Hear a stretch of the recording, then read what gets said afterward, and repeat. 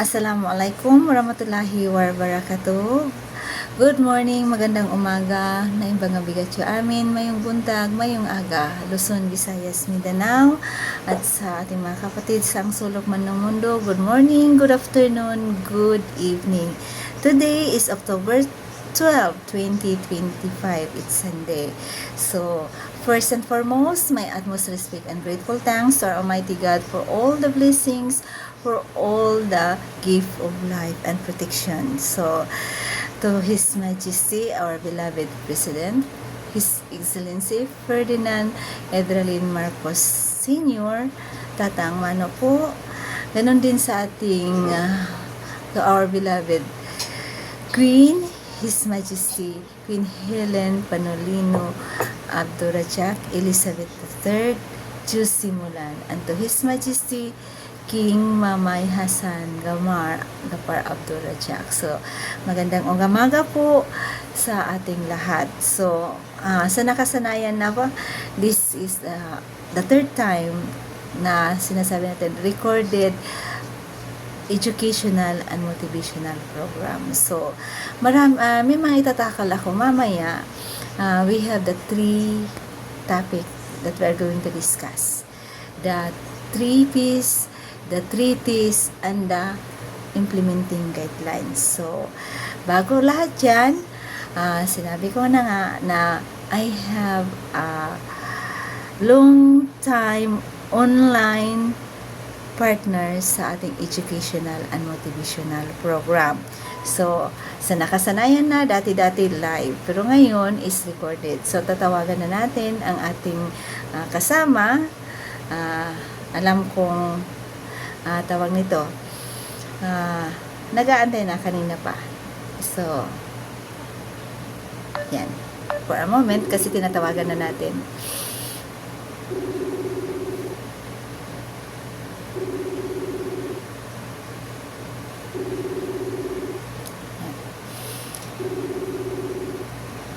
So, pagpasensyahan nyo na kasi talagang hindi ko pa rin pwedeng ipakita ang kanyang mukha. Maraming nagtatanong, who is Bunso? Matagal na po, nakasama. Tahimik, pero we are doing in any platform or different platform yung pag-educate at motivate sa ating mga kasamahan. Hindi lang dito sa Pilipinas, kundi sa iba't ibang bansa. So, parang hindi pa siya online. So, kumbaga nga, as I said, marami tayong itatakal sa araw na ito. So, pinakita ko na, I used even sa live na hindi talaga ako gumagawa ng kumbaga nga script para basahin.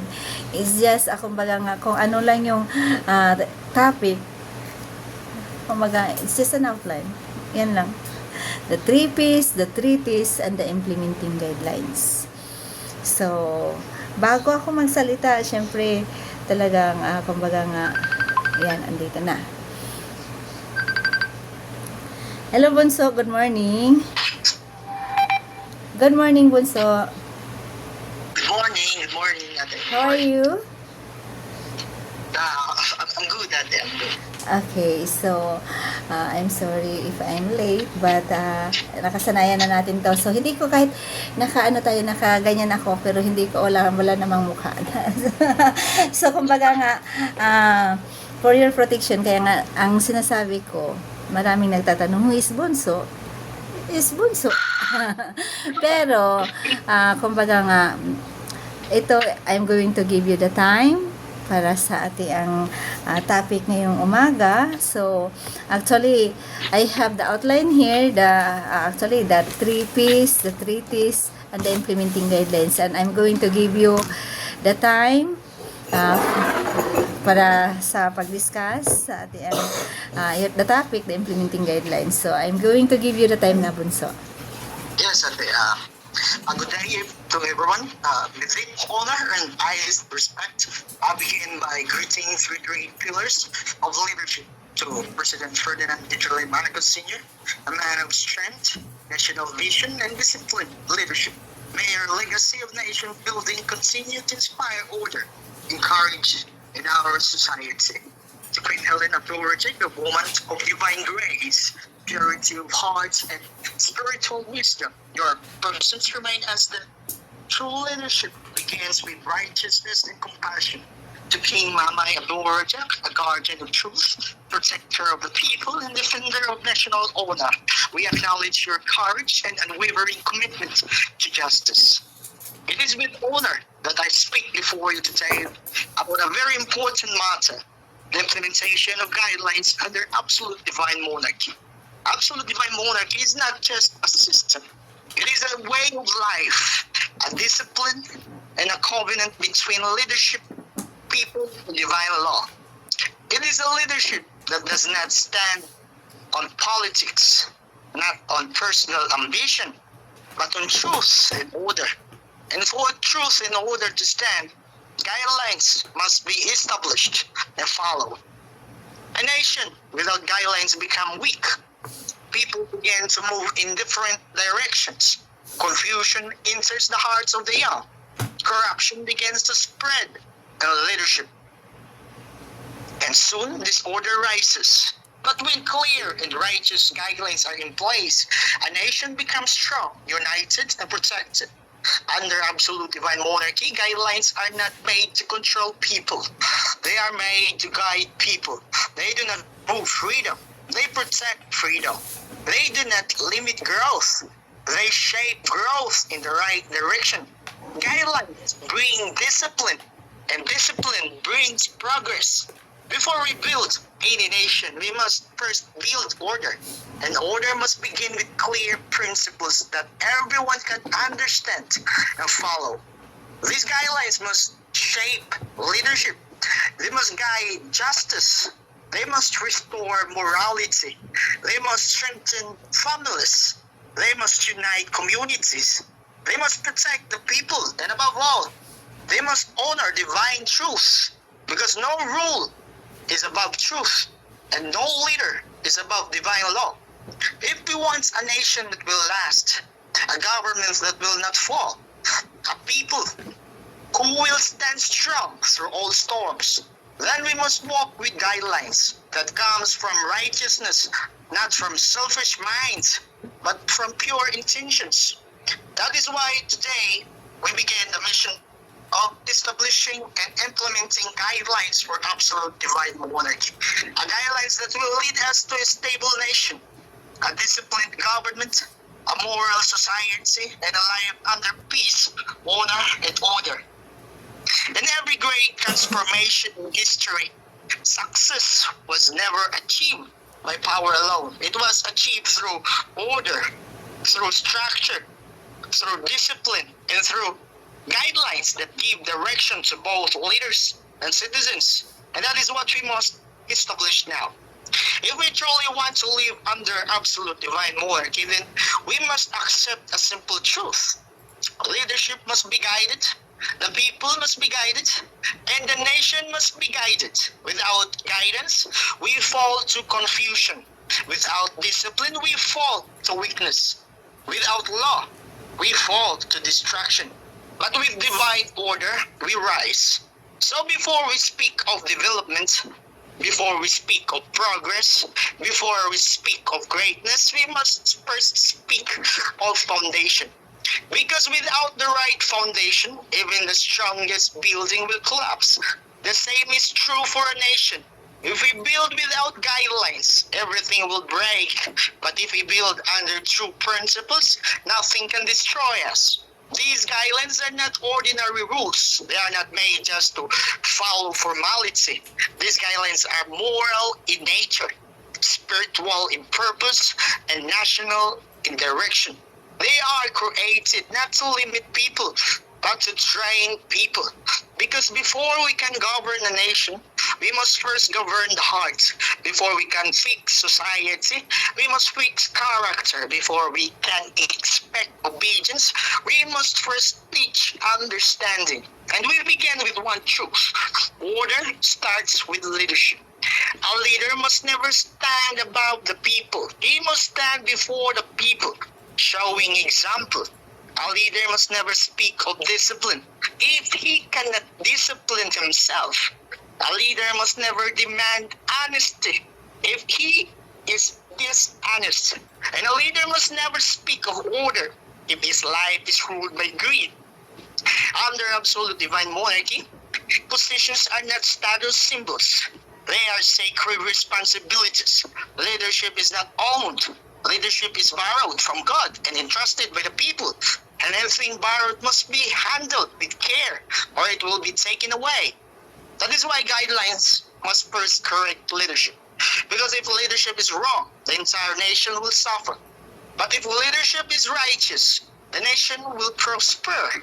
Even in the times of difficulty, leadership sets the tone. Leadership gives direction. Leadership carries the weight of change. A true leader must carry three things in his heart: purity, fairness, and courage. Purity, to keep his intentions clean. Fairness, to treat everyone with justice. Courage, to stand for truth even when he stands alone. Because leadership is not about comfort. It is about sacrifice. It is not about power. It is about responsibility. And if a leader is not willing to live with truth and discipline, he has no place in absolute divine monarchy. And let this be made clear today. Absolute divine monarchy will never allow personal control of power. There will be no favoritism, no political families, and no inherited authority. Leadership is not a family business. Leadership is not a personal trophy. Leadership must never be passed by bloodline. It must be earned by character, discipline, and service. No relative, no friend, and no close companion of any leader will be above the guidelines. No one will rise to power just because they are connected. There is no such thing as priority because of blood relation, friendship, or social connection. Under absolute divine monarchy, there are no highest ranks in the eyes of the divine. There is only right and wrong, discipline and corruption, truth and deception. Even those who joined early in this mission are not entitled to rank. Being here first does not make anyone greater. Loyalty is not proven by how early you arrive. It is proven by how faithfully you serve and how pure your intentions remain over time. Positions are not rewards, they are responsibilities. And if a person cannot carry that responsibility with honor, then they do not deserve the position at all. And hear this clearly. There is no second chance for betrayal. There is no second chance for corruption. There is no second chance for dishonor. When a person uses power for selfish gain, when a person lies to the people, when a person destroys trust, they are finished. We do not negotiate with betrayal. We do not protect corruption. We do not allow poison to return to leadership. This is not cruelty. This is protection. Protection for the mission, protection for the nation, protection for the future. Because if we allow a second chance to betrayal, then we give betrayal permission to return. And once betrayal returns, trust dies. And when trust dies, everything dies. That is why the guidelines of absolute divine monarchy must be respected and obeyed without exception. These are not suggestions. These are not temporary policies. These are divine laws of this discipline meant to guide the rise of a righteous nation. Now that the foundation is clear, is that leadership must be pure, that no one is above the guidelines, that no one rises by bloodlines or connection, and that betrayal has no second chance. We now move forward to the deeper purpose of these guidelines, to build a nation that stands in truth, order, and divine purpose. A nation cannot move forward if rules are unclear. A nation cannot grow if standards are weak. A nation cannot succeed if people do not know what is right and what is wrong. That is why these guidelines are not just for leaders. They are for everyone. Because this mission does not belong to one group. It belongs to the whole nation. Every person must walk under discipline. Every person must walk under truth. Every person must carry responsibility for the future of our land. Absolute divine monarchy is not a government for lazy people. It is not for those who can't want comfort without sacrifice. It is not for those who want freedom but refuse to follow order. It is only for those who are willing to stand, obey, and fight for righteousness. And let this be made clear. This mission is not emotional. This mission is not for drama. This mission is not for temporary excitement. This is a lifetime calling. It is a journey of transformation for our leaders, our families, our people in our nation. So before anyone says they are truly part of this mission, they must ask themselves, am I ready to obey when it is hard? Am I ready to put aside my pride and follow order? Am I ready to give loyalty only to truth and not to personalities? Am I ready to be corrected when I am wrong? Am I ready to live with discipline, purity, and responsibility? Because absolute divine monarchy is not built by those who speak loudly. It is built by those who live with discipline.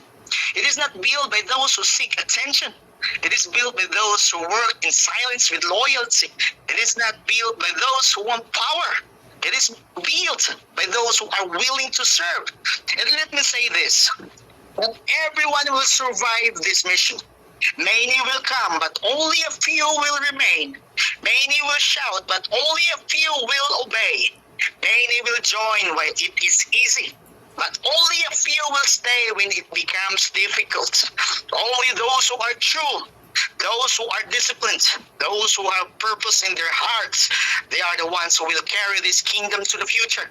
Now, as we speak of building this system, this absolute divine monarchy, we must understand one powerful truth. Order is not given, order is built. And to build it, we must begin step by step with guidelines that shape not only government, but also behavior, culture, and character. These guidelines must first be understood, then accepted, and finally lived, because nothing changes if guidelines remains as words. They must turn into actions. They must turn into habits. They must turn into a new way of life. And we begin with this principle. No change in the nation is possible if there is no change in the people. A new system will not work if the people remain corrupt, lazy, selfish, or undisciplined. This is why the guidelines of absolute divine monarchy are not only for policies, they are for the heart. Before we have the order in government, we must have order in every home. Before we can have justice in society, we must have honesty in every heart. Before we can build a strong future, we must first destroy the weakness within ourselves. The enemy we must defeat is not only outside, it is also inside. Inside the heart is laziness. Inside the heart is pride. Inside the heart is greed. Inside the heart is fear. And if we do not conquer these things, no system, no matter how divine, will succeed. That is why the guidelines are not negotiable. This is why discipline cannot be optional. This is why leadership cannot be emotional. And this is why this mission must never be slowed down for those who are weak in commitment. We are not here to entertain people. We are here to transform a nation. We are not here to gain likes or followers. We are not here to build a kingdom. We are not here for personal benefit. We are here for divine purpose. Let every person hear this truth now. If you cannot handle correction, you cannot be part of this mission. If you cannot follow order, you cannot walk in this kingdom. If you cannot respect divine law, you cannot claim loyalty to this system, because loyalty is not in words. Loyalty is in discipline. And so as we move forward, we must prepare to implement guidelines that will establish not just a government, but a way of living, a way that honors truth, protects order, and builds destiny. From this point forward, we must understand that guidelines are not made to control people. They are made to protect the mission. They protect us from confusion. They protect us from chaos. They protect us from betrayal. They protect us from everything that can destroy this foundation before it is fully built. These guidelines will not be based on human opinion. They will not be based on personal emotion. They will not be based or influenced by popularity. They will be based on only what is right, what is just, and what is aligned with divine order. There will be people who will not like guidelines. There will be people who will resist discipline. There will be people who will complain when the order is enforced. There will be people who will try to negotiate their own conditions. But let this be very clear. This mission is not here to please people. This mission is here to fix a nation. We are not afraid of those who oppose us. We are not afraid of those who underestimate us. We are not afraid of those who threaten us, because truth does not retreat. Order does not bow down to chaos. And divine purpose does not bend the will of the weak. If this mission were built for comfort, it would have failed already. But it is built for truth. That is why it will endure. If this mission were built just for politics, it would have died with arguments. But it is built under divine order. That is why it will stand through time. If this mission were built on personal interest, it would have collapsed from its trial. But it is built on vision, sacred order, and destiny. That is why no enemy can stop it. And so from today, every soul must ask, am I part of the confusion or part of the order? Am I part of the problem or part of the solution? Am I here to watch, or am I here to serve? Because in absolute divine monarchy, there is no room for half-hearted people. There is no room for double-faced loyalty. There is no room for spectators. You are either with order or against order. You are either true or false. This is the weight of implementing guidelines. They demand a choice. They separate the serious from the uncommitted. They separate those who only speak from those who are ready to build. And build, we will. To build this nation under absolute divine monarchy, we must begin with alignment. Before guidelines are fully enforced, hearts and minds must first be aligned with the purpose behind them. Because guidelines without understanding lead to rebellion. But guidelines with understanding lead to unity. So let everyone understand this now. This mission is not about ego. It is about discipline. This mission is not about politics. It is about moral order. This mission is not about creating followers. It is about creating protectors of truth. This mission is not about who leads. It is about that lead us, the divine law. We must guard this mission from three great enemies. Confusion, people who twist information to create doubt. Division, people who spread hate, toxicity, and rebellion. Corruption, people who secretly push selfish motives inside a mission. These three destroy kingdoms from within. They pretend to be part of the mission, but they do not walk with order. They do not follow discipline. They do not honor divine leadership. These are the people who must either change or leave because they have no place in absolute divine monarchy. Let this be heard. Strict order will now begin. Not because we want control, but because this mission must be protected. So too many movements in history failed because they allowed weakness to grow inside. Too many revolutions died because they tolerated indiscipline.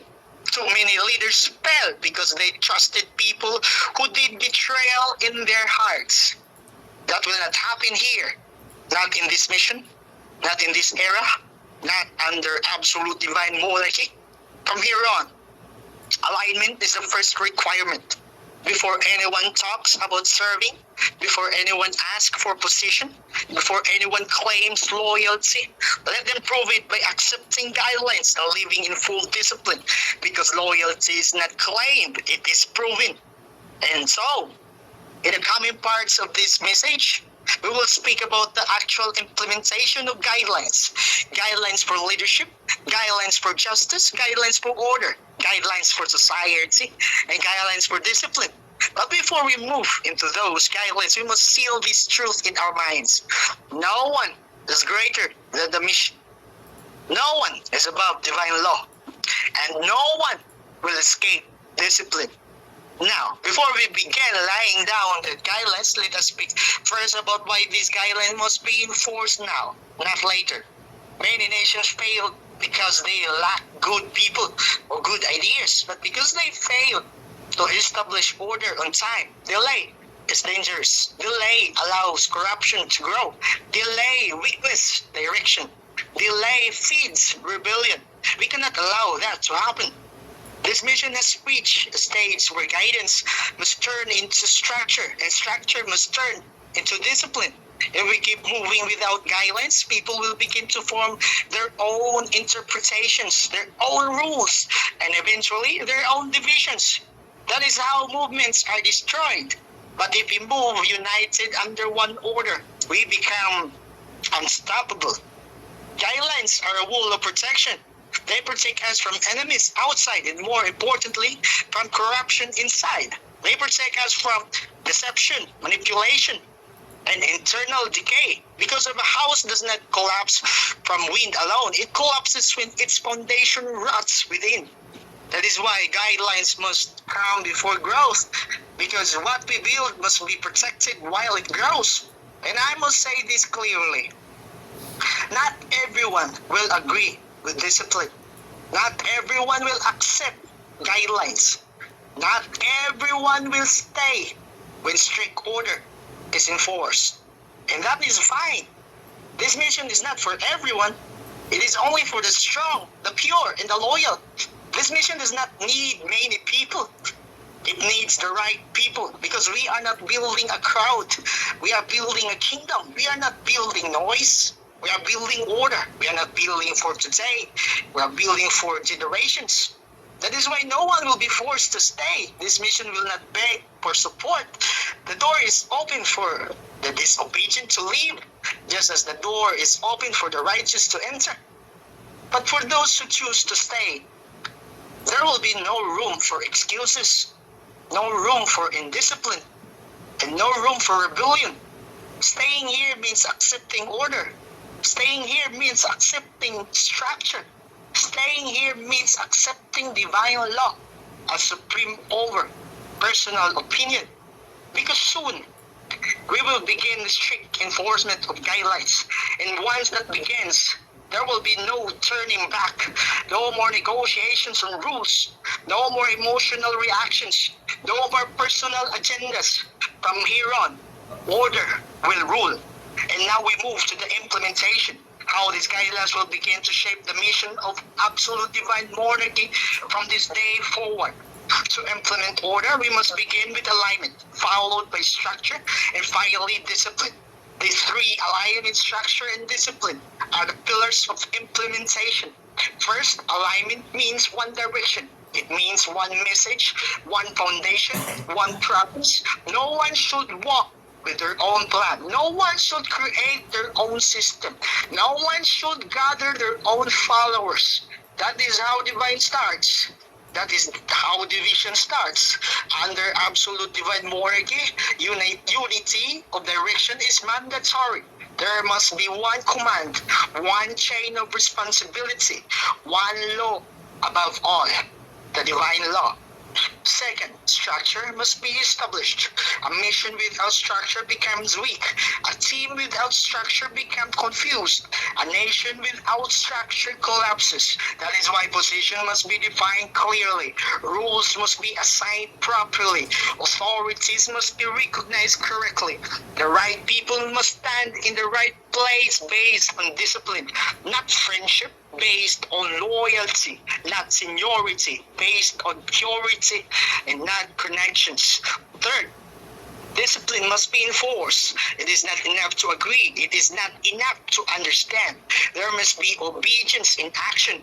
There must be respect for order. There must be fear, not fear of leadership, but fear of violating divine law, fear of dishonoring the mission, fear of betraying the truth. Discipline must be firm. Discipline must be fair. Discipline must be consistent, because without discipline, everything collapses. These three will shape every guideline that is coming. But before we speak about those guidelines, let us make one thing very clearly.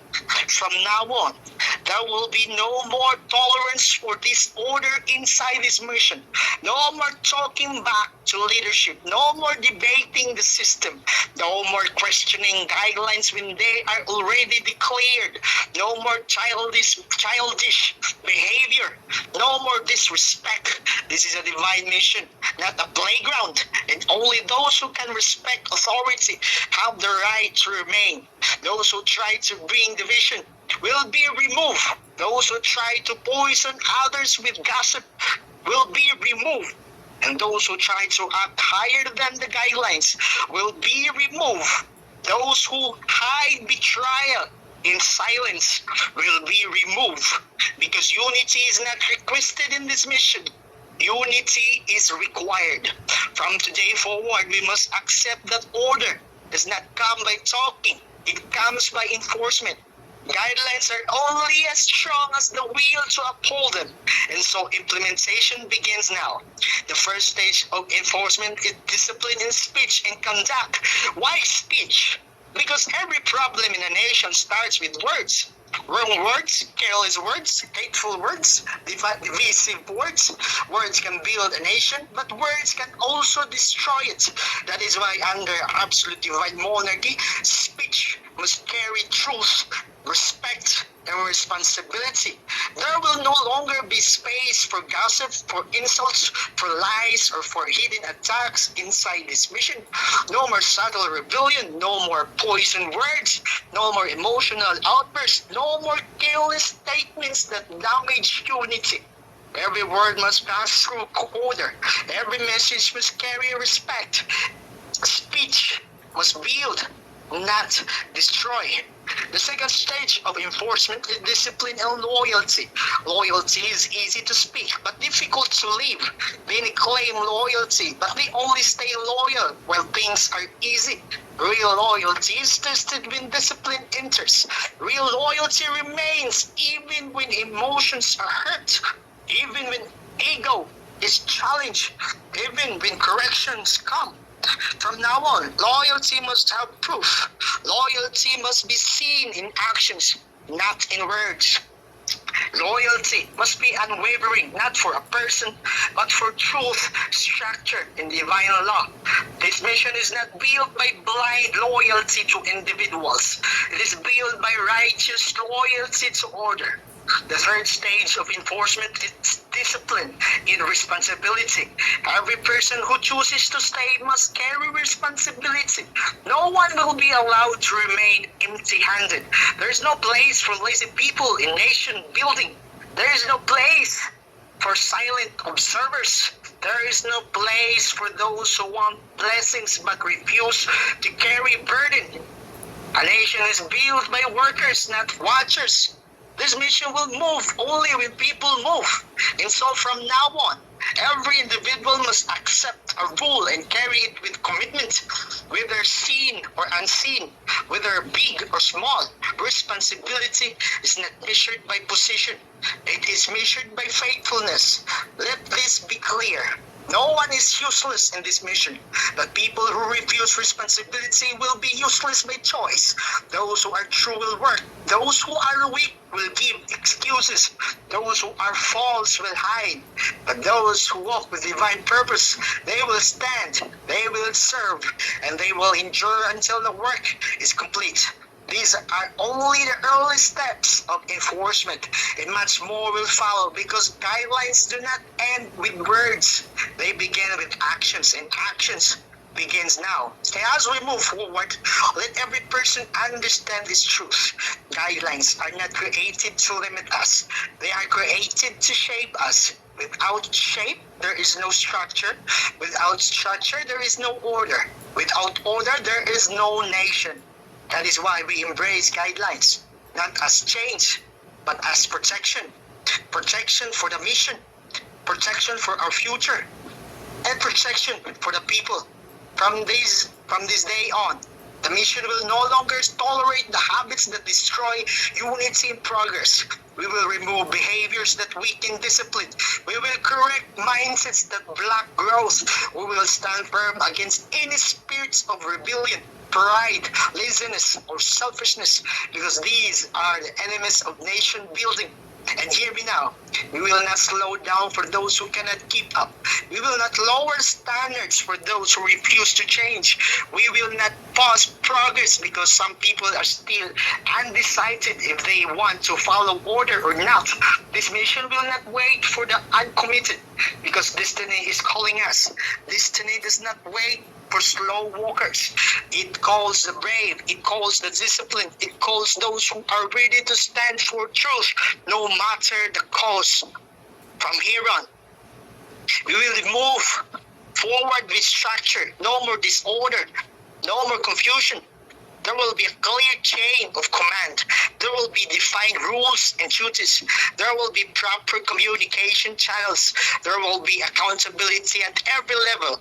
Authority will be respected. Correction will be accepted. Order will be obeyed. No one will lead themselves anymore. No one will create their own rules anymore. No one will build their own group inside this mission anymore. There will only be one mission, one system, one leadership under divine order. And yes, those who try to challenge this order will face consequences. Those who try to secretly build their own influence will be moved. Those who refuse to follow structure will be disciplined. And absolute divine monarchy is not for those who want power for themselves. It is only for those who want to build a righteous nation, because we have a vision to fulfill. We have a people to protect. We have a promise to complete. Now, as we move into the full enforcement of guidelines, let every heart prepare, because order will no longer be spoken only. It will now be applied. From today, guidelines will be lived, not just heard. Enforcement will no longer be delayed. Every part of this movement will enter a process of correction and alignment. Every person will now pass through the testing of discipline.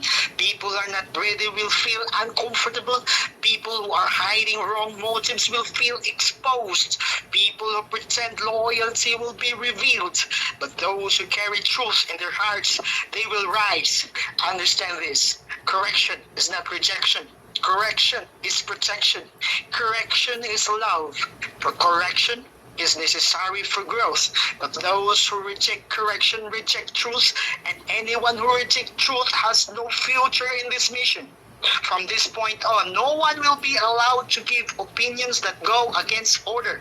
No one will be allowed to carry pride that disrespects leadership. No one will be allowed to create secret group chats, backdoor decisions, or underground loyalty.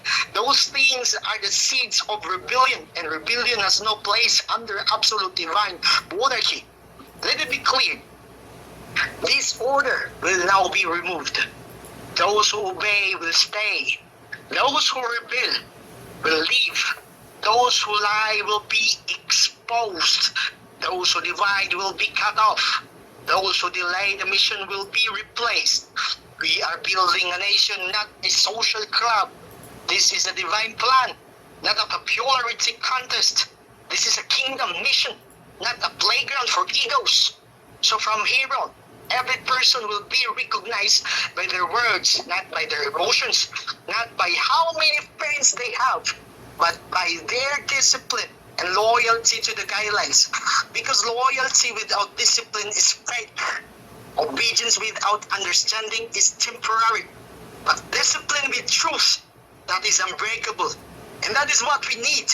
Unbreakable people, unbreakable order, unbreakable unity. Because only then can we build an unshakable nation. The time of loose movement is over. The time of emotional reaction is over. The time of uncontrolled talking is over. This is now the time of divine order. And the next phase of implementation is the establishment of ranks through discipline, not favoritism, not seniority, and not connection, Many have misunderstood this mission. They think ranks are given to satisfy ego. They think positions are about status. They think early members deserve priority. Let us make this very clear once and for all. Positions is not a reward. Position is a responsibility. Only those who are ready to carry responsibility will stand in position. There are no favorites here, no relatives, no bloodlines, no highest ranks. Even you were here from the beginning, even you have no discipline, then you do not qualify. This mission does not depend on who came first. It depends on who is truly loyal and obedient to divine order. Everyone must earn their place. Everyone must go through the process. Everyone must be tested. Because only tested people can be trusted people. And trust will not be given easily. You will not be trusted by how loud you speak, but by how consistent you are. You will not be trusted by how long you stay, but by how pure you remain. You will not be trusted by how close you are to leaders, but by how committed you are to the mission. And let this be sealed once more in the hearts of all. There is no second chance for betrayal. Anyone who betrays trust betrays the mission. Anyone who betrays the mission betrays the future. Anyone who betrays the future disqualifies themselves for betrayal is not weakness. Betrayal is choice.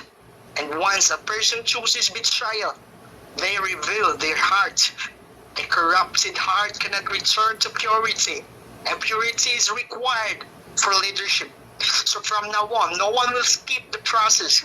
No one will rise without testing. No one will lead without earning the right to lead. Those who walk in discipline will rise. Those who carry loyalty will rise. Those who serve in silence will rise. Those who honor order will rise. Those who sacrifice for truth will rise. But those who seek power will fail, will fall. Those who carry pride will fall. Those who destroy unity will fall. Those who lie will fall. Those who betray will be removed permanently. This is how our leadership will now be defined. Not by words, not by position, but by character, loyalty, and obedience to divine order. We are not building temporary leaders. We are building eternal foundations, and only people with pure hearts can carry eternal responsibilities.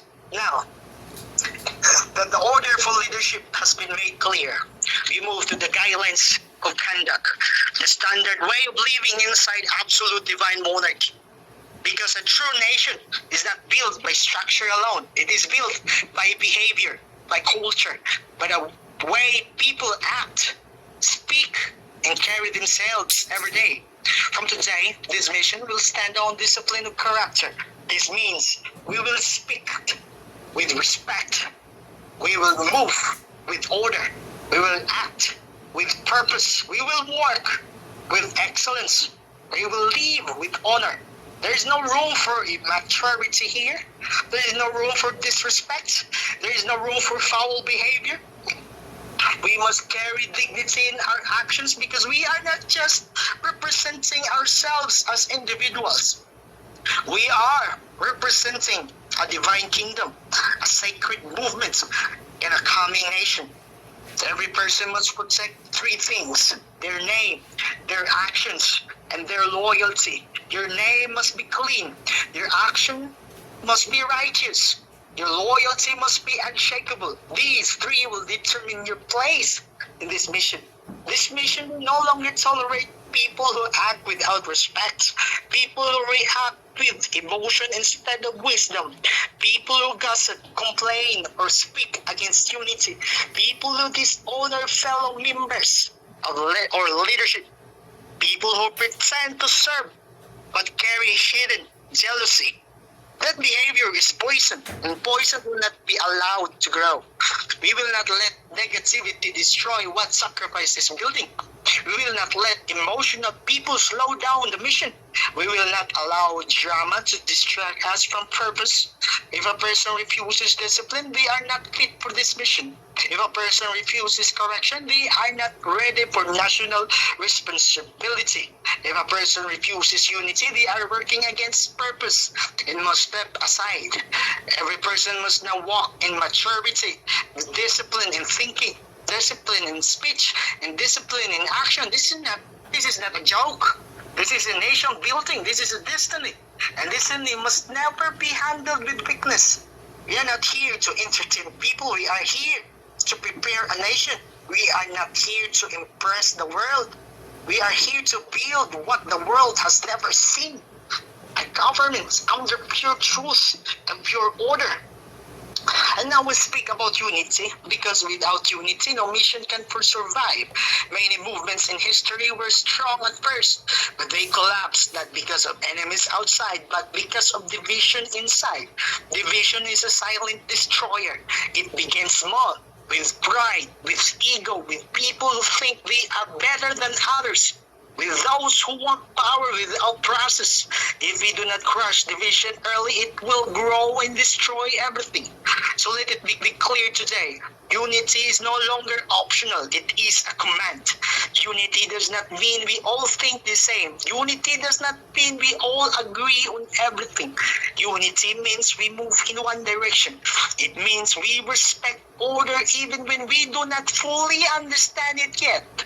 It means we protect this mission even when things are difficult. It means we remain loyal even when we are being tested. Division begins with small things. Secret conversations, group chats formed in the dark, whispers against leadership, head-hitting complaints, silent jealousy, personal ambition. These things are not small. They are dangerous. And from this moment forward, they will not be allowed. And anyone who tries to divide this mission, it is not just an enemy of order. They are an enemy of the future. Anyone who tries to separate people from divine leadership does not belong here. Anyone who uses influence to weaken structure must be removed. We do not negotiate with division. We do not give warnings to betrayal. We cut it immediately, because unity must be protected at all costs. Understand this clearly. We are not building a social group. We are building a kingdom. We are not here for personal dreams. We are here for national destiny. We do not follow emotions. We follow divine order. That is why every person in this mission must now choose to walk in unity or step aside. There's no middle ground. There's no third option. A divided heart is a dangerous heart. And a dangerous heart has no place in nation building. From today, every word must protect unity. Every decision must strengthen unity. Every action must guard unity. Because only a united nation can build a future worth fighting for. Now, we face only one of the hardest topics in any mission, the loyalty. Many people speak about loyalty, but few truly understand it. Loyalty is not about being present. Loyalty is not about being loud. Loyalty is proven only by consistency, sacrifice, and obedience to order. Loyalty is not needed when everything is easy. Loyalty is tested when correction arrives. When you are corrected and you stay, that is loyalty. When you are disciplined but you continue with humility, that is loyalty. When your pride is challenged but you still obey, that is loyalty. When you remain true even when no one is watching, that is loyalty. Fake loyalty only lasts in comfort. Real loyalty stands in fire. We must understand, this mission is bigger than feelings, bigger than opinions, and bigger than personal desires. That is why loyalty here is not emotional. It is sacred. It is the loyalty not to a person, but loyalty to the truth, purpose, and divine law. So from now on, if your loyalty depends on position, you are not loyal. If your loyalty depends on attention, you are not loyal. If your loyalty changes when you are corrected, You were never loyal. If your loyalty breaks when you feel offended, you were only loyal to yourself. True loyalty holds the line, even in silence. And again, I must repeat this truth so no one can say they didn't hear it. There is no second chance for betrayal.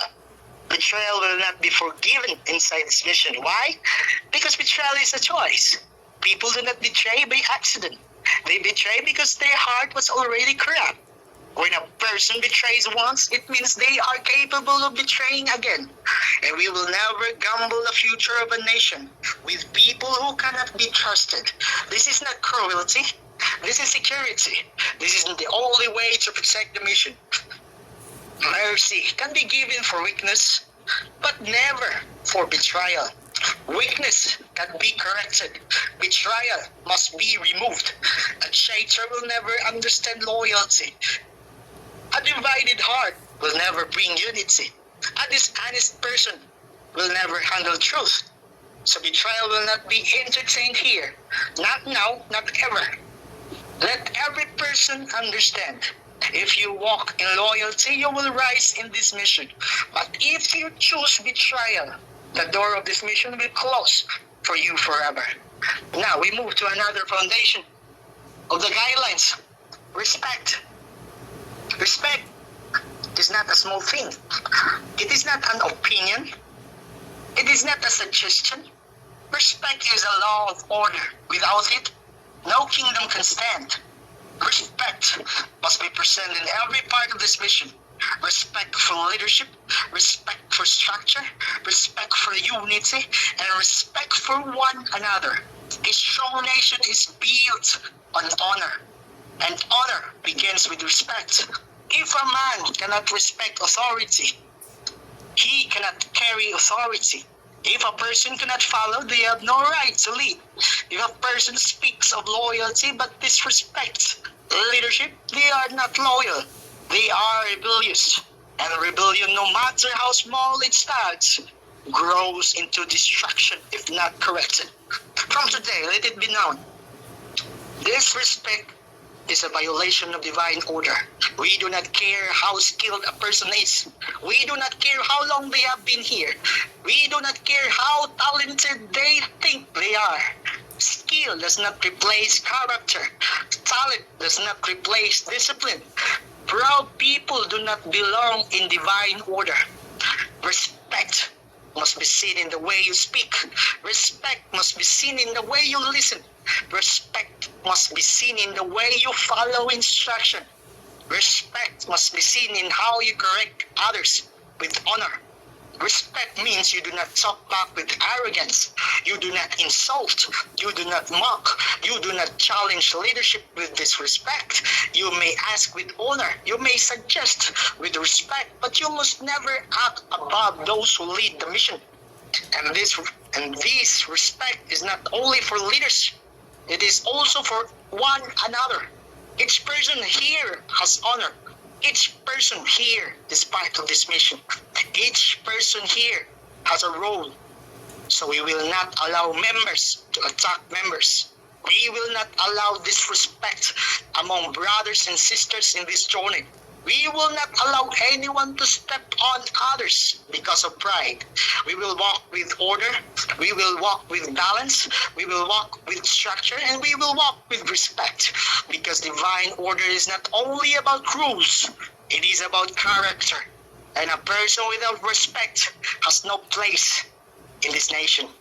Now that we have laid down the importance of loyalty, unity, respect, and discipline, we must speak about something that many people ignore, but is one of the greatest threats to any mission: emotions without discipline. If we do not learn to control our emotions will control us. An emotion that is uncontrolled becomes a weapon against order. Many people fail not because they are weak, but because they are ruled by anger. Many people destroy relationships not because they are evil, but because they are ruled by pride.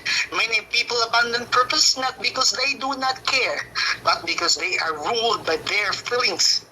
We must understand, emotion is not leadership. Emotion is not guidance. Emotion is not truth. Feelings change. Feelings deceive. Feelings are temporary. That is why everything in this mission must be built on discipline, not emotion. There will be times you will feel tired, but you must still stand. There will be times you will feel angry, but you must still stay respectful. There will be times you will feel offended, but you must still obey. There will be times you will feel discouraged, but you must still keep going. That is what separates the weak from the chosen. The weak follows emotion, while the chosen follow purpose. So from today, emotion has no authority over obedience. Emotion has no authority over discipline. Emotion has no authority over divine order. If your emotion goes against the mission, reject your emotion and stand with the mission. If your pride rises, kill it before it kills your destiny.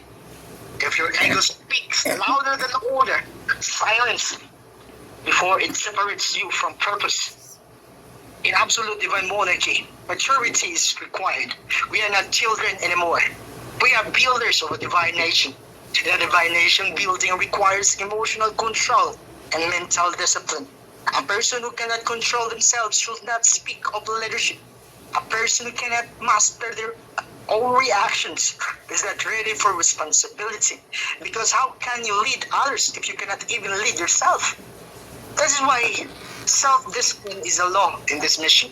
We must discipline our minds, discipline our emotion, discipline our words, discipline our action, and discipline our hearts. Only then can we carry the next stages of guidelines. Only then can we be trusted and with greater responsibility. Only then can we be trusted by God to carry this divine mandate.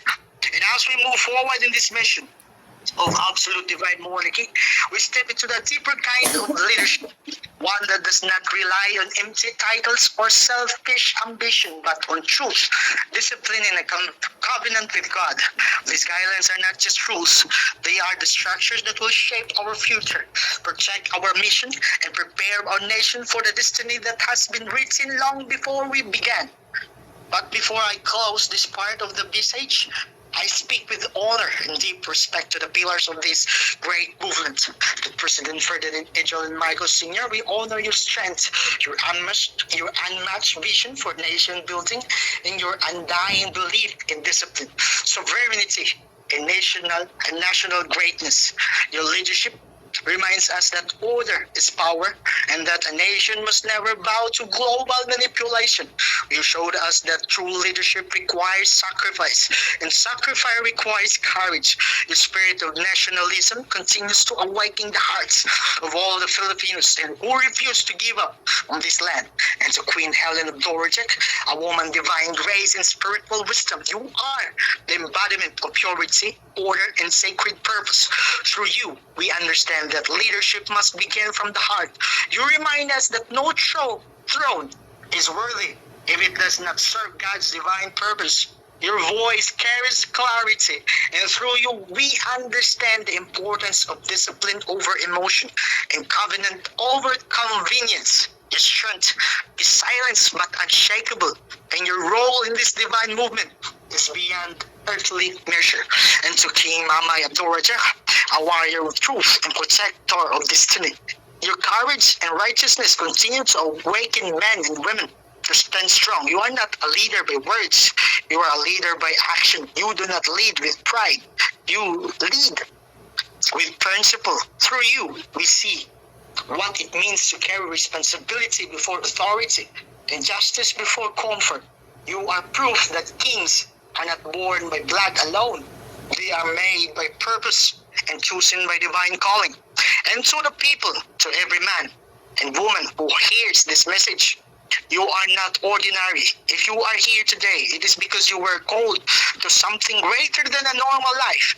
You were called to stand when others fall. You were called to obey when others rebel. You were called to build when others destroy. You are not here by accident. You are here by divine appointment. This part will not be easy. It will demand sacrifice. It will demand discipline. It will demand loyalty to truth above all. But if we walk together, united under divine law, no enemy can stop us. No system can break us. No darkness can stand against us, because we are not just building a government. We are building a divine nation under God. And so with courage in our spirit, fire in our purpose, and truth in our hearts, we now prepare for the next stage. This mission will continue. Order will rise and destiny will be fulfilled. This is absolute divine monarchy, and we will carry it until the end. Thank you, Ate. Thank you so much, Bunso, for the nice message. I don't want to, what you call that, kumbaga nga, talagang hindi pa naintindihan ng lahat. Pero nagpapasalamat ako sa panahon na the knowledge, the wisdom that you shared today, sana maintindihan na ng lahat. Kasi nga, marami pa rin ang nagbabangayan. Pero thank you so much, Bunso, for your time, for the wisdom, and thank you for the heavenly guidance to all the, kumbaga, sa lahat ng ating mga lolo na mga nagprotekta sa misyon mula't simula from Aba Martin Edi Hornido Terwata Dinata, ganon din kay Ama Ali. They are our protector. They are our spiritual guidance. Kumbaga nga, nagpapasalamat ako sa lahat, sa pananalita at sa lahat ng, kumbaga nga, you impart not only the wisdom but a guidance sa lahat ng mga kasama natin. So, Bunso, maraming salamat. Hindi ko talaga ipapakita because it's not yet the time for you to come out to the open. Kasi nga, maraming nagtatanong, who is Bunso? Pero, pinapakilala kita bilang kasama, matagal ng kasama, partners sa educational and motivational program. So, your parting words, Bunso. Yes, Ante. This mission is not just about changing a system. It is about transforming a people. It is about building a nation that stands not on lies, not on politics, not on personal ambition, but on truth, discipline, and divine purpose. We were not called to repeat the failures of the past. We were not gathered here to follow the patterns of the world. We were called to rise above them, to build something greater, something unshakable, something eternal. Many have tried to build nations before, but without order, they collapse. Many have tried to build movements, but without unity, they failed. Many have tried to build change, but without purity of intent, they were destroyed from within.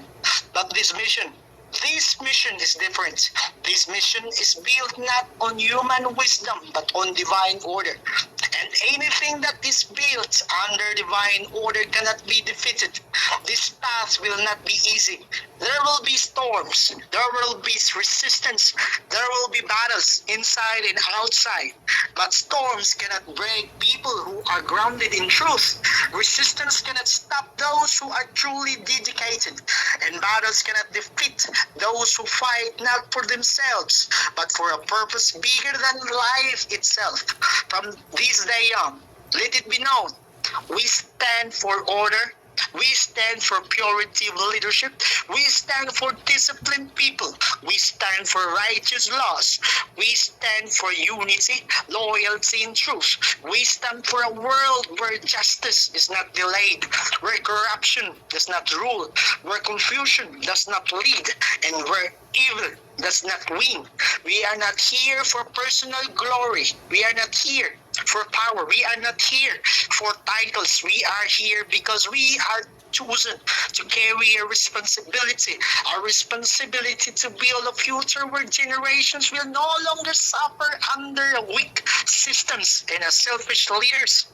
A future where children grows in safety, where families live in dignity, where truth is honored, and where divine law governs the land. Let every heart remember this. We are not building for comfort. We are building for destiny, and destiny requires sacrifice. Destiny requires commitment. Destiny requires people who will walk even when the road is heavy, who will stand even when the enemy rises, who will remain loyal even when tested by fire. Let everyone's voice say it in truth. We will not be ruled by fear. We will not be divided by lies. We will not be weakened by betrayal. We will not be silenced by pressure. We will not bow to corruption. We will not be moved from our purpose, because this mission is not driven by emotion. It is driven by conviction. It is not led by men. It is led by divine direction. It is not powered by numbers. It is powered by truth. And truth needs no defense. Truth defends itself. From here, we move forward with order. We move forward with unity. We move forward with discipline. We move forward with divine authority. For we are not many, but we are chosen. We are not perfect, but we are willing. We are not finished, but we are unshakable. This is not the end. This is the beginning of the rise of a nation built under divine law. A nation uncorrupted by greed. A nation stronger than a division. A nation protected by discipline. A nation guided by purpose. And so we declare with full conviction, we will stand, we will build, we will obey, we will conquer every obstacle. We will complete this mission, because this is not a movement. This is absolute divine monarchy. This is divine order rising. This is destiny unfolding, and we will carry it to the end. Thank you, Ate. Thank you so much, Bunso, for the nice message. So, sana maintindihan ng lahat. Until next time, Bunso. Thank you so much. Bye-bye, Ate. Bye-bye, Bunso. Ingat ka dyan. Okay. So, narinig po natin ang ating, kumbaga nga, si Bunso. So, may pinakita akong papel kanina, kumbaga nga sinabi ko, we will discuss the three P's. So, tapos na ang sinasabi natin implementing guidelines. Mahirap. Kasi nga, divino governo ang pinag-uusapan dito. Programa to ng Diyos ng Allah, na kailangan nating magkaisa, magtulungan, at lalong-lalo na sa lahat, ayusin ang nararapat. Dahil ito ay ang pagsasakatuparan ng matagal nang minimithi ng bawat isa. Matagal na sa mga iba't ibang platform ginagawa namin ang ganitong sistema. We educate through online live, pero since hindi na nga ako makapag-live kasi nga binablock na yung restricted na yung account ko, so we will do this recorded. So sinabi ko na, pinakita ko na kanina, the 3 P's. So, pag-uusapan natin ngayon, what are the 3 P's? The program, the project, and the people. Okay. We have already programs. The peace, defense, economic and prosperity, development, lahat na, child care, health care, lahat na yan, nakaprograma na yan.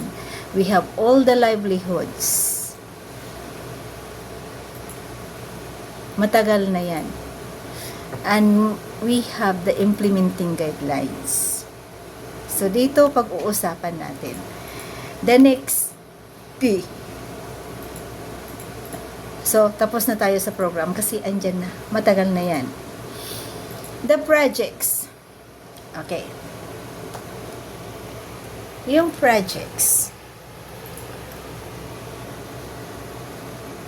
pinag-uusapan nito yung progress, yung development, sustainable development ng isang area o ng isang lugar o isang state. So, ito na, papasok ang tao. But before that, alam ko, leaders, members, and even the Sultan, may mga proposal kayo, project proposal for the development, sustainable development ng inyong mga bayan o ng inyong mga lugar. So, you can submit your project proposal in a white folder, plastic folder. Attach your project proposal together with your feasibility studies. Andoon na. The ROI, return of investment, lahat na, kumpleto na yan.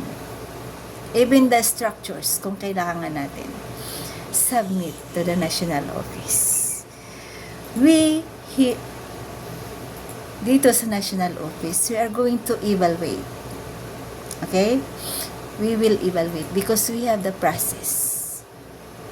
We will evaluate kung approve yan with the queen, with the apo. So, doon na papasok yung people. So, since you have a project proposal, ang tao ang kailangan na natin. So, dito, papasok yung red folders natin.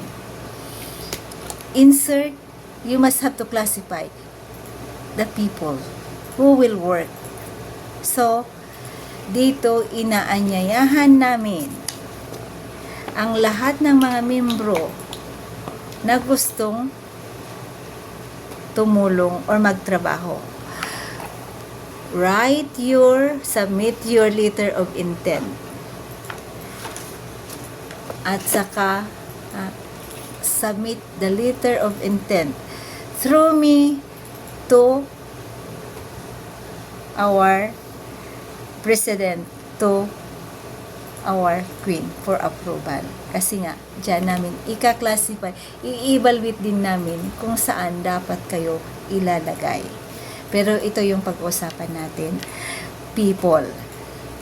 So, it consists the leaders, the members, and even the sultan or sultana or yung tinatawag natin na mga prinsesa kung may prinsesa. Okay?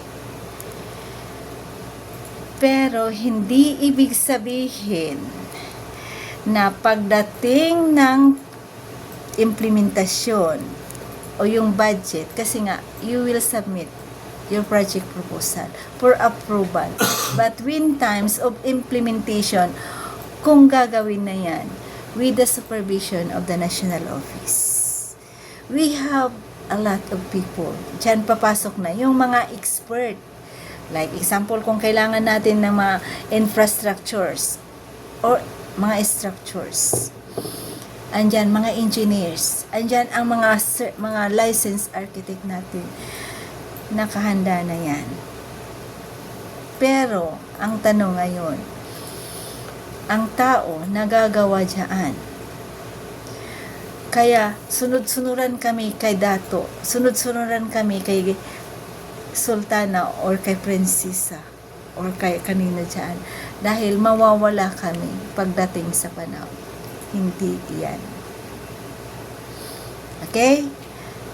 May one system tayo. So the implementation of the programs, the projects in its or in every location or region with thorough evaluation and with strict supervision from national office, from the release of the budget sa finance, from the purchasing of all the what you call that materials, will record dyan at yan ay kumbaga nga trabaho ng national, ng finance department. Kaya pati yung pagsahod. So, all the projects, implementation of the project must be strictly implemented with the supervision sa mga tao dyan. Sa mga taong gumagawa niyan. Pero, with weekly report, progress report, kung ano man ang ginagawa dyan. Kasi, ang finance department, ang magbibigay ng budget, magre-release ng sahod, diretso sa tao. Diretso kung ano ang kailangang bayaran. Hindi na dadaan kanino dahil sultan ako o sultana ako. Ako ang masusunod. Kung hindi ka magtrabaho, tanggal ka na. Kung hindi ka susunod sa akin, hindi ganon. walang palakasan dito. Kaya nga, we have the implementing guidelines. Leaders and members, we must have to deal in fair and just respeto. May sultan, may sultana, may leader tayo, irespeto natin. But not to the extent na leaders, andoon ka para i-down mo ang tao. You are there to guide. You are there to protect the people, your people, to implement what is right and just. Ganon din, di ba? May mga papo tayo. May papo tayo, may RAF tayo, may NLSP tayo, may NATO tayo. They are a unit. Unit. Kaklarohin natin. Unit. For the peace and order. To defend, to fight and defend our country kung kinakailangan. But not to the extent na mataas kayo sa national or mataas kayo kung saang area. We are equal. Unit ang PAPO, unit ang NLSP, unit ang RAP, unit ang NATO. Pero may command sa taas. So far sa ngayon, wala tayong binibigyan ng any posisyon, even the Chief of Staff or Chief Executive, dahil si Apo lang ang Chief Executive at siya lang ang magbibigay ng position. Kaya nga, yung mga ID natin, I have a sample here. Talagang ito na, yung mga ID natin, may perma ni Apo Lakay dyan, the Royal Armed Forces, Empire Royal Armed Forces, kung nakalagay dyan, NATO ka, or NATO, NLSP, or PAPO, or RAF. Kaya nga, inaayos natin ang lahat. So, ito, hindi natin to pwedeng i-post sa Facebook. Pagtanggap ng mga individual or mga member natin.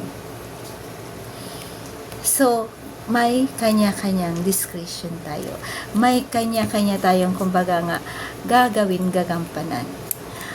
To maintain the unity, harmony, we must have a discipline.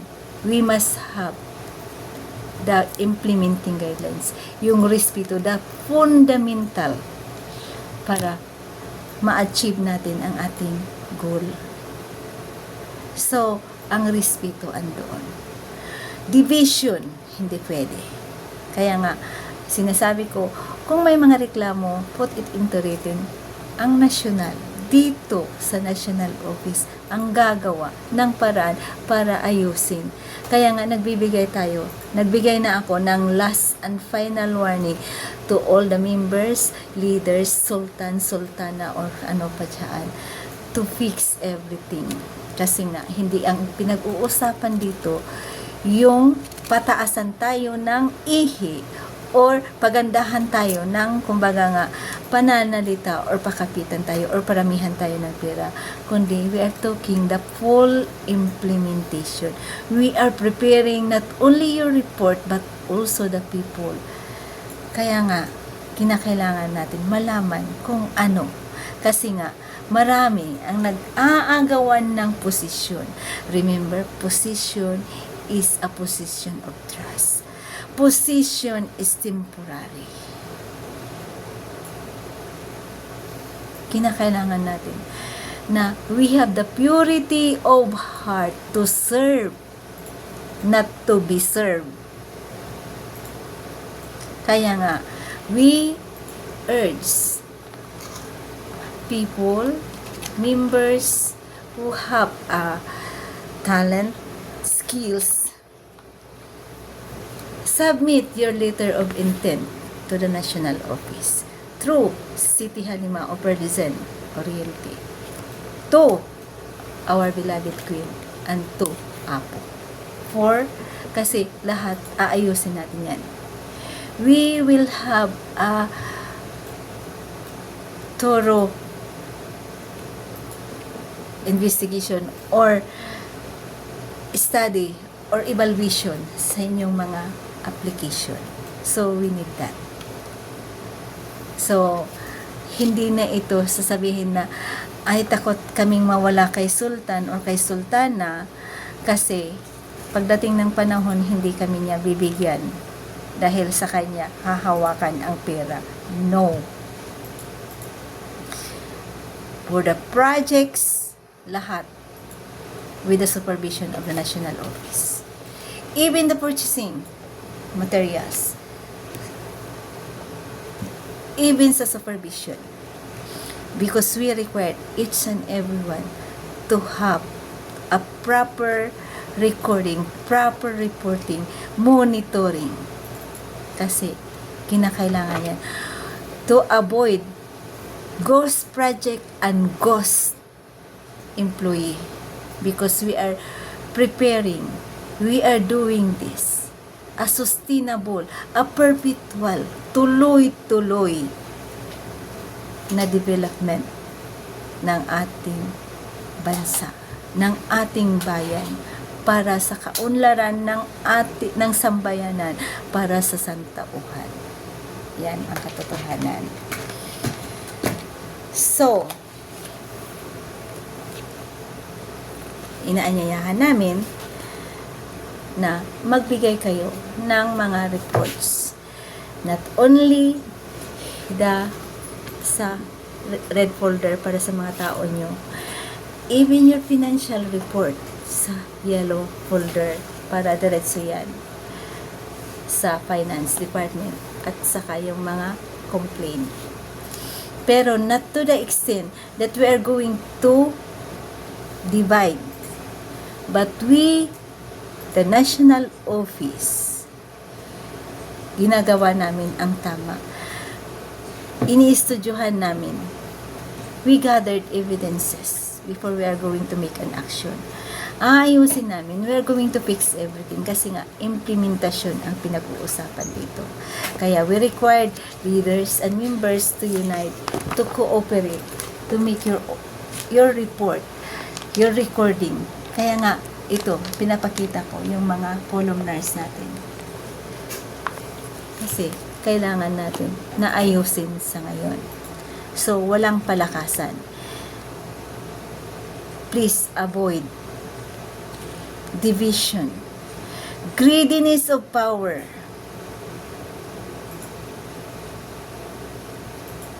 Wala yan. Please, bigay din. Kasi, pinag-uusapan dito, divino gobyerno. Hindi sa nakagisnan natin na gobyerno o political government or corporate world na pwede mong itago, pwede mong ilagay ang kapitbahay mo dahil kaibigan mo o yung anak mo dahil anak mo nga. Hindi to palakasan. Kaya nga, inaanyayahan ang lahat.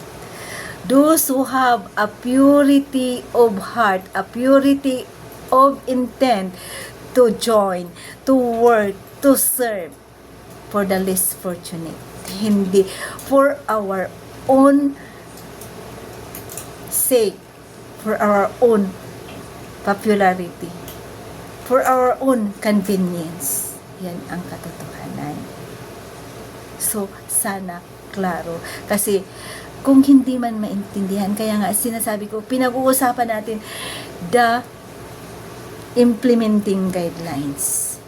Kinakailangan natin, we must have to transform. We must have, I even include myself, kinakailangan natin magbago, ayusin ang lahat. So, I hope malinaw. The 3 P's. The projects, matagal na, andyan na. The programs. But we, the people, are we ready? Yan ang katanungan. We must have to ask ourselves, are we ready? Are we worthy? Kaya yan ang dapat nating pagtuunan. Ready na ba ang mga tao natin? O baka nag-aagawan lang ng posisyon, nagsisiraan dahil nga malakas kami. Kami ang nandito sa taas. No. Pantay-pantay tayong lahat. Tayong lahat. Magkaisa, magtulungan para sa kaunlaran ng ating bayan. Ngayon, marami ang nagtatanong,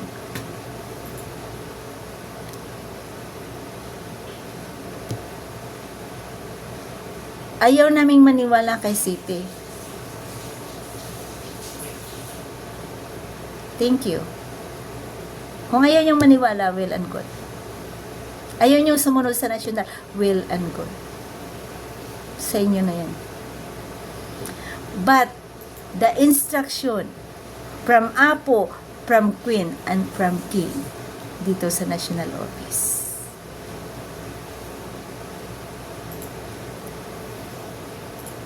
Ayaw namin kay Sultan. Kasi, diretso kami kay Queen. Remember, walang mga appointment. Walang mga order. Kung may mission order man, manggagaling pa rin sa National Office. With the order of Queen of Apo, para dito gagawin, i-release or ibigay ang order or mission order. Yan ang katotohanan. Hindi nagsasalita si City dito para sa pansariling kapakanan. Hindi ako nagsasalita dito for my popularity. I'm talking here in behalf of Apulakay, in behalf of King and Queen, because we are at the pre-implementation dahil marami tayong ginagawa. Yes, yung ID, sinabi ko na, medyo mabagal because I am not an IT expert, but I am doing and working for the RAF Unified ID. Bakit? Pinoprotektahan natin. Hindi lang ang pangalan, ang signature ni Apulakay, kundi we want to rest assured, to make sure na magawa ang lahat. Kasi marami tayong ginagawa, pati yung mga backlog na mga ID. Kaya nga sabi ko, leaders and members cooperate. Make your report. Kasi ang pinaghahandaan natin hindi lang ang shutdown, na mawawala ang internet, pati na mga sakuna. Kaya nga, nangyayari ang lahat na ito dahil sa ating kapabayaan, dahil sa katigasan ng ulo at sa kaitiman ng puso. Hindi nangyayari. Dahil nga sa sakim, the greediness of power, the jealousy, the envy, na dapat matanggal yan. Leaders and members, sinasabi ko, we have responsibility. We are working here with honor. Kaya, gawin natin ang tama at nararapat. We are not building a wicked kingdom.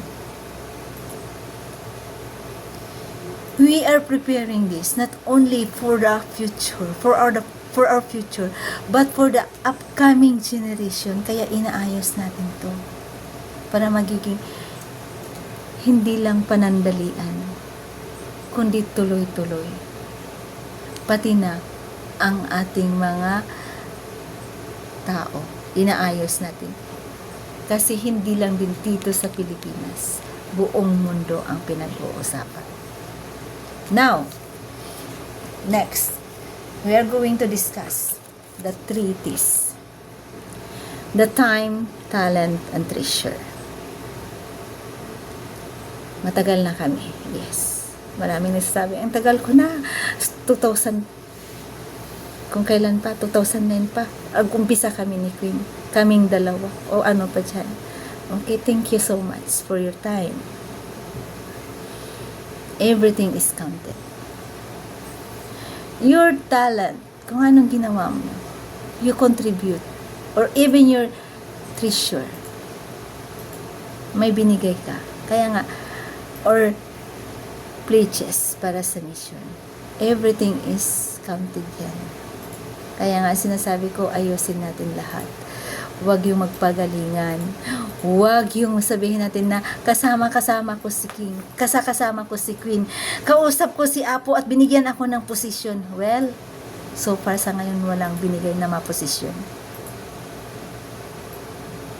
Hindi porkit nakakausap natin ang ating mahal na Rina o nakakausap natin ang ating mahal na hari, nasa taas na tayo, na pwede na nating apakan, pwede na nating sirain ang ating kapwa, kundi magkaisa tayo.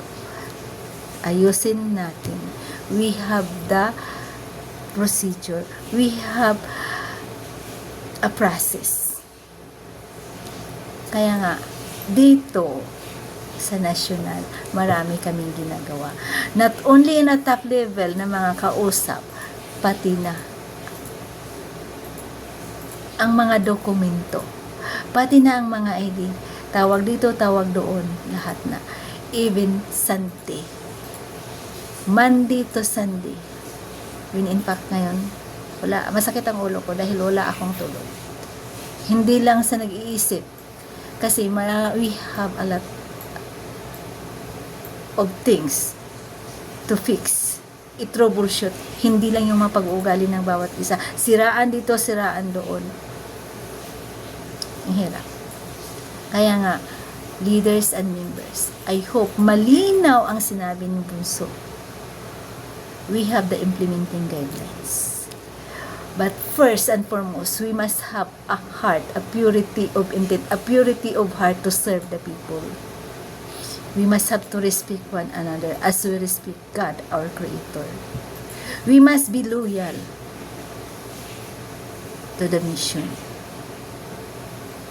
Betrayal of trust will be eliminated. Hindi to pagalingan. Hindi to sabing matagal na ako para gawin kong panluloko. Gamitin ko ang pangalan ng mahal na Rina, mahal na Hari, para sa sarili kong kapakanan, para sa sarili kong makilala tayo, no? Kaya nga, even long before we are doing this educational and motivational program, we are not expecting, or we are not even monetizing even in our YouTube and in our platform na ginagamit namin noon pa, because our vision and mission is to help educate and motivate people to know what is divine monarchy, what is the transformation, not only physical but spiritual, because this is a divine program. Kung minsan masakit talaga akong magsalita because truth hurts. Kung itutulorit natin ang mga kamalian, kung hindi natin sasabihin kung ano ang pagkakamali, we are still part sa failure, sin of commission, sin of omission. Who else ang magko-correct? Kaya nga sabi ko, godly correction. We must have to humble down ourselves. We must have to accept correction. We must have to remove our ego. Cleanse our heart. Purify our mind. Our intention to serve, not to be served. Because we are serving the least fortunate one for the glory of God, not for our glory, for our own fame. Hindi yan. So sana maintindihan natin lahat. We have a responsibility. Position with responsibility. Position with obligation. Hindi porkit nabigyan, nakausap natin ang ating mahal na Rina, pwede natin siyang utusan. Asan ang respeto natin?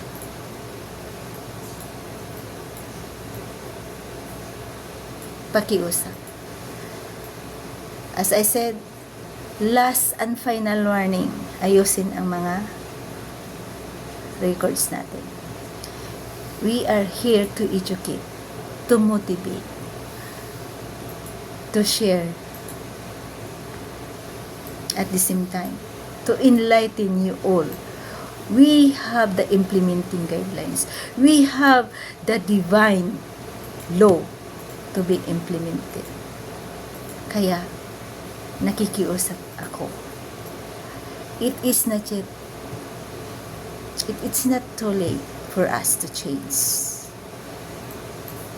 Kung may natatawagan tayo, nakokoreksyonan, humble down. Hindi natin dapat gawin, manira o manghikayat ng ating kapwa for us to divide. We must have to respect one another. Hindi porket hindi na pagbigyan, aalis na tayo. That is the arrogance. Or sasabing tawagan mo si Queen, tawagan mo si ganito. Who you?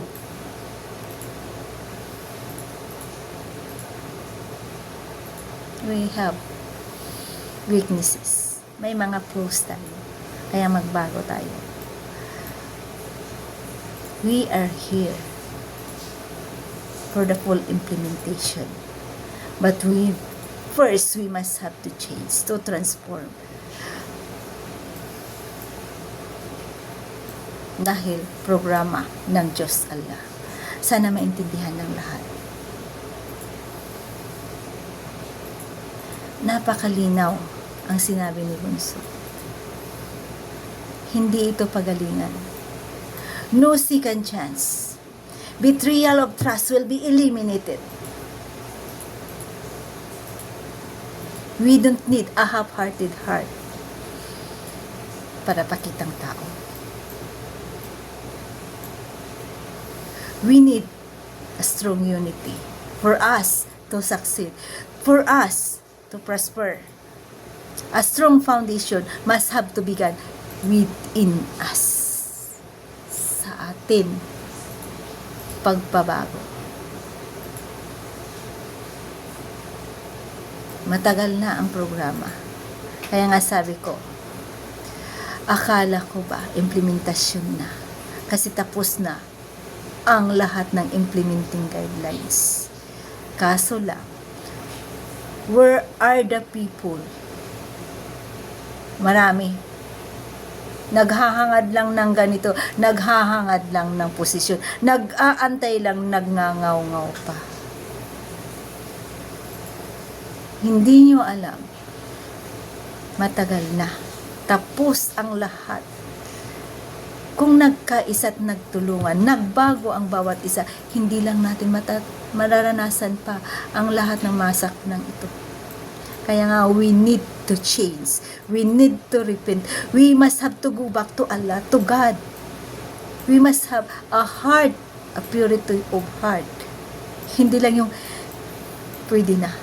Kakilala ko yan si Queen. Kausap ko si King. Binigyan ako ng appointment. It is not enough.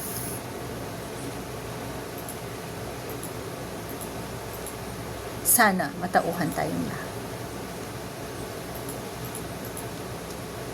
So, sa ating mga kapatid, Luzon, Visayas, Mindanao, sabi ko, marami tayong kakulangan. I even include myself. So, marami pa ang hindi, may mga iilan na hindi nakatanggap ng mga Aeropass. Pero ito lang, rest assured, as I said, ginagawa namin ang lahat.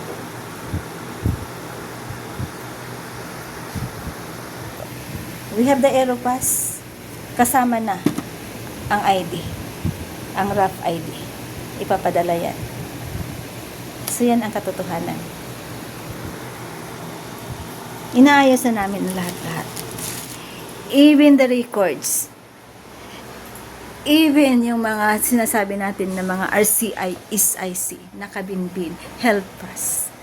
Inaayos namin.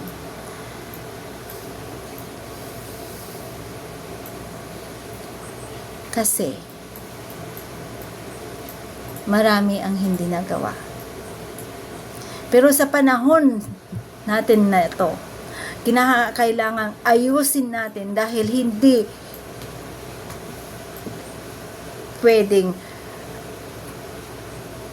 hindi maayos ang lahat. All the records sa financial, inaayos namin. Lahat ng mga, kumbaga nga, iniwang mga scratch or mga parang basura na, inaayos namin ng mga nakaraan na mga pinagkatiwalaan ko noon na ang hangad lang ay pera para sa sariling kapakanan. Ibahin nyo si Siti Halimaw na nagsasabi sa inyo ngayon. Dahil we must have to strictly implemented, we must have to strictly change for the better. Kasi implementasyon ang pinag-uusapan dito. Yan ang katotohanan. Kaya nga, kung may mga order tayo dito, ayusin na natin. Dahil pagod na rin kami. Matagal na dapat ito matapos. Hindi namin ito kaya kung wala rin kayo. Dahil kayo ang mga beneficiaryo. Kaya tayo, kumilos na tayo ng tama. Ayusin na natin ang tama. Kasi nga, kapos na tayo sa oras. Madaling araw, marami pa rin tayong ginagawa. Yes, sumasakit yung ulo ko dahil nga wala akong tulog. But I need to comply. Matapos. At gawin pa rin ang educational program, motivational program. Kahit recorded to. Masakit akong magsalita, yan ang katotohanan. Pero mas masakit pagdating ng implementasyon kung hindi tayo magkakasama hanggang sa dulo. Kaya nga, as early as possible, ngayon pa lang, umpisahan na natin ayusin at baguhin ang lahat. Dahil mas masakit kung may maiwan. Bakit hindi nyo kami kinurik, hindi nyo kami tinulungan, hindi nyo kami ginaidan, or hindi nyo kami pinagsabihan? Ayaw kong sabihin nyo yan. A reason why. Kung diritsuhan akong magsalita, hindi na to pwedeng hilot-hilotin natin. We must have to act maturely. Spiritual mature. Hindi yung childish act. Konting gusot, nanlalambot. Konting ano lang, ayoko na. No. How you lead. Kailangan natin magiging matatag. Kaya nga sabi ko, Duralex Sidlex. The law is hard, but it is the law. The implementation of divine law must strictly implemented. No second chance. Kaya sa ngayon, ayusin natin. Ayusin natin ang tama. Ibahin nyo noon at ibahin nyo sa ngayon. Dahil ginagawa natin para sa implementasyon. Hindi na to biro. Hindi na to salita lang. Hindi na to sinasabi natin na pera-pera. Kaya kami dito, the team, we have the investigation team. We have the financial team. We have the communication team. We have the support team.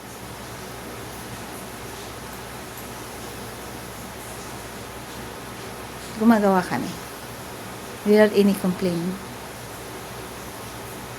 Ang sa amin lang, inaanyayahan namin kayong gawin nyo rin ang tama para makapag-umpisa na tayo. Dahil matagal na. Mayroon na. Andyan na, matagal na. Kaso lang, tayo ang nagpapatagal. Hindi ang mahal na Rina, hindi ang mahal na Hari, hindi ang Apulakay ang may kakulangan. Tayong mga tao ang nagkulang dahil hindi tayo nagbabago. Yan ang katotohanan. Even our reports, hindi pa rin magkatugma-tugma sa ating mga pag-uugali. bangayan dito, bangayan doon, siraan dito dahil ako yung ganito, ako yung ganito, ako. Please, please, please, pakiusap. Tanggalin nyo ang mga pride nyo. Tanggalin nyo the greediness, the envy, the jealousy. Hindi tayo. Pag ganyan ang pag-uugali ng bawat isa ay hindi kailangan dito. Prangka-prangka akong nagsasalita, kaya nga yan ang masakit na katotohanan. Repent now. Kasi may panahon pa. Huwag niyong antayin na maging huli ang lahat. We are so blessed enough dahil nabigyan tayo ng pagkakataon. This is a great opportunity, a privilege for us to work hard, not for ourselves, but to work for the sake of the people, for the least fortunate one, not to praise and impress people, but to praise and glorify God, Allah, our Creator, dahil programa niya to. So sana maintindihan ng lahat. It is not yet too late. So, nagpapasalamat ako sa lahat ng mga leaders, mga members na nagko-comply. Ayusin natin. Kasi pag mag-shutdown, wala na. Wala na rin tayong communication. Pero, rest assured, we have the team. Hindi lang nag-i-investigate sa ngayon. Kaya nga sabi ko, tapos na ang Palawan area. Prepare for your records, leaders and members, sultan and sultanas. Kasi, titingnan namin lahat yan. Ayusin natin yan. Kasi walang iiwan. Maliban kung hindi kayo makikooperate, talagang maiiwanan kayo. Yan ang katotohanan. Kaya tulungan natin ang bawat isa. Huwag na natin kumbaga nga bigyan ng sakit ng ulo ang ating mahal na rin at mahal na hari. At sabihin, Reyna, pwede mong tawagan si ganito. No. Sino ba tayo para utusan ang mahal na Reyna or mahal na hari na gawin kung ano ang para sa atin? Leaders, we must have to act maturely.